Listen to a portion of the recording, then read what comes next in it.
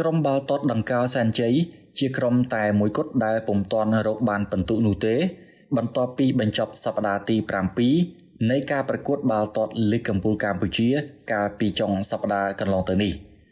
ដង្កោសែនជ័យដែលបានផ្លាស់ប្ដូរកីឡាករជាច្រើនរូបកាលពីអំឡុងដោះដូរកីឡាករនាដើមរដូវកាលនោះបានធ្វើឲ្យក្រុមមានការផ្លាស់ប្ដូរយ៉ាងខ្លាំងហើយបានប៉ះពាល់ដល់គុណផលក្រុមផងដែរជាក់ស្ដែង6ប្រកួតកន្លងទៅរបស់ពួកគេចាញ់ទាំង6ប្រកួតដោយសុទ្ធបញ្ចុះទីទៅលើគូប្រកួតបានតែ3គ្រាប់ហើយរបូតគ្រាប់បាល់វិញរហូតដល់ទៅ18គ្រាប់បរាជ័យទាំង6ប្រកួតរបស់ដង្កោសែនជ័យកន្លងមករួមមានប្រកួតទី1ចាញ់គិរីវង្ស1-2ប្រកួតទី2ចាញ់ Nagavel 0-3ប្រកួតទី3ចាញ់ Angkor Tiger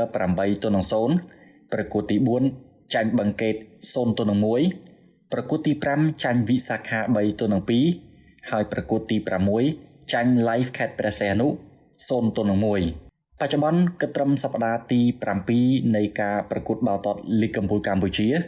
ដង្កោសែនជ័យកំពុងតែស្ថិតនៅបាតតារាងដោយពុំមានពិន្ទុនោះទេប្រកួតនៅសល់របស់ដង្កោសែនជ័យនៅជុំទី1នៃលីកកំពូលកម្ពុជាពួកគេនឹងត្រូវជួបសុទ្ធតែក្រុមខ្លាំងៗគឺនឹងត្រូវជួបភ្នំពេញក្រោនកងយោធពលខេមរៈភូមិន្ទកំពង់ដេវ៉ានិងព្រះខ័នរាជស្វារៀង